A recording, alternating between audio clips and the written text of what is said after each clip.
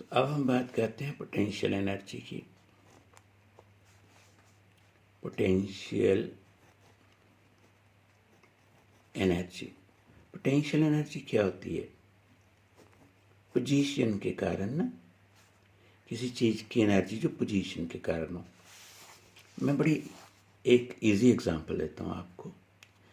आप ना एक स्टोन है, उसको उठाओ और अपने छत पे लेके जाओ उसे। ये आपकी छत है, आप स्टोन को यहाँ ले गए, ठीक है। यहाँ से इसको ना धक्का मारो तो वो नीचे गिरेगा। जब वो नीचे गिरेगा तो ये ग्राउंड है। यहाँ पे कुछ भी होगा ना, तो जब ये स्टोन गिरेगा तो देखो उसका इफेक्ट क्या होगा। यदि रब ना करे, हम खड़े हैं, कोई खड़ा है यहाँ पे, उसके ऊपर वो पत्थर गिरे तो वो तो बचेगा ही नहीं, है ना। तो इतना इफेक्ट होता है स्टोन का। यदि मैं आपको कहूँ कि ओके, यदि स्टोन यहाँ पे है तो उसको गिराओ तो क्या होगा, आप कहोगे उसका इफेक्ट थोड़ा कम होगा। मैं कहता हूँ इससे भी ऊपर ले जाओ, दूसरी मंजिल पे, तीसरी मंजिल पे, वहाँ से गिराओ तो आप कहोगे उसका इफेक्ट ज़्यादा होगा। इसका मतलब जो इफेक्ट होता है ना, स्टोन में इफेक्ट आ जाता है ना, वो किस पे डिपेंड कर रहा है? एच पे, कि ग्राउंड से कितना ऊपर आपने उसको रखा हुआ है। जितना ज़्यादा उसको ऊपर रखोगे तो उस पर इफेक्ट ज़्यादा आएगा। तो ये पोजीशन के कारण उसमें जो एनर्जी बनती है ना, एनर्जी जो उसमें स्टोर हो जाती है, तो वो पोजीशन के कारण हो रही है। जितना ज़्यादा आप ऊपर जाओगे, पोजीशन ज़्यादा होगी, उतनी उसमें ज़्यादा एनर्जी आएगी। तो एनर्जी पोजीशन के कारण, है ना। और कल्ला पोजीशन ही होता, कन्फिग्रेशन भी आप कह सकते हो। कन्फिग्रेशन के कारण, है ना। जैसे एक स्प्रिंग है, आपने स्प्रिंग को कंप्रेस कर दो, ठीक है, आपने इसको ऐसे ऐसे कंप्रेस कर दिया, अब छोड़ो उसे तो एकदम खुलेगा। तो इसका मतलब कंप्रेस्ड स्प्रिंग में एनर्जी है। वो एनर्जी किस वजह से है? उसकी कन्फिग्रेशन के कारण, कि आपने उसकी कन्फिग्रेशन ऐसे कर दी। अच्छा चलो छोड़ो उसे, ऐसे एक तीर कमान तो आपने देखा ही होगा ना, चलाया भी होगा कभी, नहीं चलाया तो चला के देखना। जब इस कमान को खींचते हैं, है ना, जब इस कमान को खींचते हैं तो जब इसको खींच के छोड़ते हैं तो ये एरो जो है कितना फास्टली जाता है आगे। तो कमान को आपने जब खींचा है तो उसमें भी जो एनर्जी स्टोर होगी, वो एनर्जी उसकी कन्फिग्रेशन के कारण ही तो है। तो उन एनर्जी को हम कहते हैं पोटेंशियल एनर्जी। एनर्जी पोजीशन के कारण, कन्फिग्रेशन के कारण, ठीक है। अब हम बड़ी सिंपल सी एक एग्जांपल लेते हैं कि ग्रेविटी की पोटेंशियल एनर्जी क्या होगी। ग्रेविटी के कारण पोटेंशियल एनर्जी क्या होगी किसी मास पे। देखो ये मास ग्राउंड पे पड़ा है, हम ये मान के चल लेते हैं यहाँ पे कोई भी एनर्जी उसमें नहीं है, मान के चल रहे हैं, है ना, सपोज्ड यहाँ एनर्जी नहीं है। तो आपने उसको रेज किया, ऊपर उठाया, ऊपर उठा के आप यहाँ पे इस हाइट पे ले आते हो उसको, ठीक है। ये हाइट कितनी है? एच। तो आप जब इसको ऊपर उठाओगे तो आपको डेफिनेटली फोर्स लगानी तो पड़ेगी ना। यदि मैं आपको कहूँ कितनी फोर्स लगाओगे तो आप कहोगे जितनी धरती इसको खींच रही है ना, धरती कितनी खींच रही है? mg के साथ। मास इंटू एक्सेलरेशन फोर्स होती है। एक्सेलरेशन ग्रेविटी की, धरती की, अर्थ की, तो अर्थ से खींच रही है, तो आपको एक फोर्स लगानी है। कम से कम इतनी तो फोर्स लगानी पड़ेगी जितनी अर्थ खींच रही है। हाँ, उससे स्लाइटली ज़्यादा लगाओगे। यदि अर्थ खींच रही है इसको लेट 10 न्यूटन से, तो आप एक फोर्स लगाते हो 10.000000001 न्यूटन, तो स्लाइटली ज़्यादा हो गई ना, स्लाइटली। तो यदि आप थोड़ा ज़्यादा फोर्स लगाओगे तो ग्रेविटी तो ओवरकम हो ही जाएगी, क्योंकि ग्रेविटी 10 न्यूटन है। तो आपने इतनी लगाई है 10 न्यूटन से थोड़ा सा ज़्यादा, तो ये मूव करना शुरू कर देगी।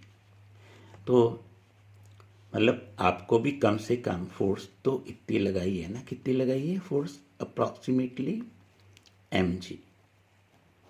ठीक है, mg आपने लगाई है, तो वो रेस कितना की, h डिस्टेंस, तो आपने वर्क किया, वर्क क्या होता है, फोर्स इंटू डिस्टेंस। आप फोर्स किस तरफ लगा रहे हो, ऊपर, कितनी लगा रहे हो, mg, और बॉडी डिस्प्लेस किस तरफ हो रही है, वो भी ऊपर ही हो रही है। फोर्स और डिस्प्लेसमेंट एक ही डायरेक्शन में है, तो mg फोर्स होगी, आपने मूव किया h डिस्टेंस, तो मतलब आपने कितना वर्क किया, mgh। ये जो आपने वर्क किया, क्या आप सोचते हो कि वेस्ट हो जाएगा, नहीं बाबा, वेस्ट नहीं होगा, वो इसी में स्टोर होके रह जाएगा, और इसी वर्क को आप कहोगे ये ना इसकी पोटेंशियल एनर्जी बन गई बॉडी की, ग्रेविटी के कारण। अच्छा, नाल ग्रेविटी कहना बहुत बड़ा जरूरी है, तो पोटेंशियल एनर्जी ग्रेविटी के कारण कितनी होती है, mg। हाँ, एक सपोजिशन साथ में लिखना जरूरी है कि सरफेस पे ग्रेविटेशनल पोटेंशियल एनर्जी को हमने 0 मान ली है, तब तो कितनी पोटेंशियल एनर्जी होगी, mgh। ठीक है, चलो हम एक केस लेते हैं कि ये अर्थ का सरफेस है और आपके पास एक बॉडी है जिसका मास m है, ठीक है, और ये हाइट जो है ना यहाँ से लेके यहाँ तक, डिस्टेंस मतलब कितना ऊपर रखा हुआ है ना, कितना दूर है मास अर्थ के सरफेस से, पता है कितनी दूर है, h डिस्टेंस। तो यहाँ पे रखा ही है, अभी मूव नहीं कर रहा, तो यहाँ पे उसकी एनर्जी कौन सी होगी, यहाँ पे इस पॉइंट को हम पता है क्या कहते हैं, इस पॉइंट को हम कह लेते हैं ए पॉइंट। तो एट ए अपने हेडिंग डालना, एट ए मतलब ए पॉइंट पे। पहले बताना पोटेंशियल एनर्जी कितनी होएगी ए पॉइंट पे, आप कहोगे mg, और हाइट ग्राउंड से आती है, ग्राउंड से कितनी दूर है, h। फिर आप कहोगे कैनेटिक एनर्जी कितनी है, आप कहोगे तो मूव ही नहीं कर रहा है, तो कैनेटिक एनर्जी 0 होगी, है ना। फिर टोटल एनर्जी कितनी हो गई, टोटल एनर्जी हो गई potential energy plus kinetic energy, तो दोनों को जोड़ दो, mgh प्लस 0, mgh प्लस 0, तो कितना हो गया, mgh। टोटल एनर्जी यहाँ पे कितनी होगी, mgh। अब देखो, अब इसको ना गिरने दो, अलाउ इट टू फॉल। जब ये गिर रहा है ना स्टोन, तो यहाँ पे पहुँचता है, यहाँ पहुँचते इसको हम कह लेते हैं बी पोजीशन। तो जो बी पोजीशन है वो ए पोजीशन से कितना नीचे, एक्स डिस्टेंस, ग्राउंड से कितना दूर हो गया, टोटल कितना था, एच, ये कितना है, एक्स, तो ये डिस्टेंस कितना हुआ, ये हो गया एच माइनस एक्स, है ना, ये एक्स, टोटल एच। तो बी से लेके ये इस पॉइंट को कह लेते हैं सी पॉइंट, ठीक है, बी से सी कितना हो गया, एच माइनस एक्स। फिर आप हेडिंग डालोगे एट बी, तो बी पे पोटेंशियल एनर्जी क्या होगी, mg height from ground, x नहीं ले लेना, हाइट फ्रॉम ग्राउंड, यहाँ से यहाँ तक, mg h माइनस एक्स, ये होगी पोटेंशियल एनर्जी। तो कैनेटिक एनर्जी कितनी होगी, तो आप कहोगे हाफ m v का स्क्वायर। मैंने v नहीं लिखना है, मैं पैर में b डाल देता हूँ, क्यों, ये हमें पता चल जाए कि वेलोसिटी जो b पॉइंट पे है, वेलोसिटी एट पॉइंट b। फिर आप कहोगे कि हमें क्या पता कि यहाँ वेलोसिटी कितनी है, अरे सिंपल है, आप फाइंड कर सकते हो, v square minus u square 2as, 2as होता है ना, जो s यहाँ पे आता है डिस्टेंस मूव्ड आता है, जो डिस्टेंस बॉडी ने मूव किया, डिस्टेंस मूव्ड, है ना। u कितना है, स्टार्टिंग वेलोसिटी तो 0 है, तो v को हम क्या लिखेंगे, v को लिखेंगे vb, तो vb का स्क्वायर माइनस 0 का स्क्वायर, क्योंकि u तो है नहीं है, स्टार्टिंग वेलोसिटी 0 है, टू एक्सेलरेशन कितना है g, धरती का, डिस्टेंस मूव्ड कितना है, ये डिस्टेंस नहीं लेना, डिस्टेंस मूव्ड, बॉडी ने यहाँ से यहाँ तक मूव किया, कितना डिस्टेंस मूव किया, x, 2gx। तो वी बी स्क्वायर हो गया 2gx। वी बी स्क्वायर की वैल्यू आप कहाँ पे लगाओगे, आप बताओ, यहाँ पे। तो कितनी हो जाएगी kinetic energy, half m, v B का स्क्वायर कितना है 2gx, 2gx, 2 कट जाएगा तो रहेगी mgx। टोटल एनर्जी कितनी होगी, टोटल एनर्जी होगी potential mgh minus x plus kinetic mgx। अब दोनों को ऐड कर दो and open the bracket, open the bracket, mgh minus mgx plus mgx, तो ये कट जाएंगे तो बाकी कितने रहेगी mgh। मतलब टोटल एनर्जी यहाँ पे, कहाँ पे, बी पॉइंट पे, वो अभी भी mgh ही है।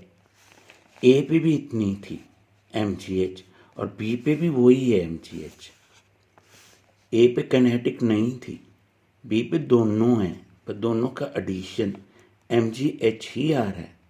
मतलब पोटेंशियल एनर्जी यदि कम हुई है, क्योंकि ग्राउंड साइड कम हो गई ना, पोटेंशियल कम हुई है पर किनेटिक बन गई है ना, तो किनेटिक जो बन गई उसको सम करो पोटेंशियल में, वो टोटल उतने को उतना ही है, उसमें कोई बदलाव नहीं आ रहा है।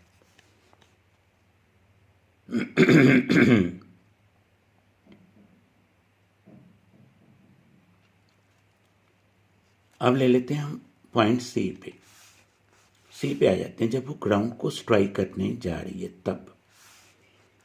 तो एट सी, तो मुझे बताओ कि सी पे पोटेंशियल एनर्जी क्या होगी, mg हाइट फ्रॉम ग्राउंड,